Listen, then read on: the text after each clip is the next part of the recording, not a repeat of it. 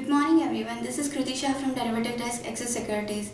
Yesterday Nifty future closed at 7296.95, losing 0.14% with decrease in OI that's to the tune of 6.02%. The Nifty discount of 2 points turned into the premium of 20 points. This all suggests that the long unwinding that is witnessed in the yesterday session. However, towards the end of the session, Nifty future witnessed long creation and that has been carried forward for the current session.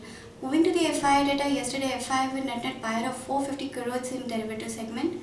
They were buyer of 329 crores in index future. They were seller of 176 crores in index option. They were buyer of 373 crores in stock future. So that's it. There is a buying figure of 450 crores from the FI side. Moving to the volatility, yesterday volatility index jumped to the level of 20.81. The ATM call IVs are quoting at 19.52 and the put IVs are quoting at 18.76. Put call ratios increased to 0.86 for the Nifty options, whereas overall PCR is quoting around 0.84 for the FNO.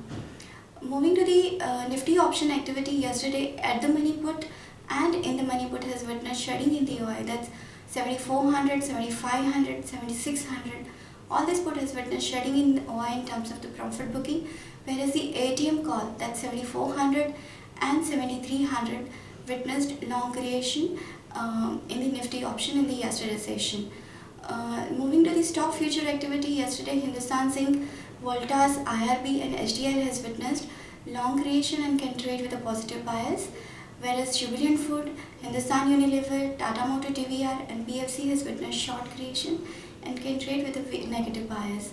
Overall, Nifty option distribution such as 72500 to 7300 level can act as a good support for the current expiry, whereas 7500 to 7550 region can act as a resistance for the current expiry.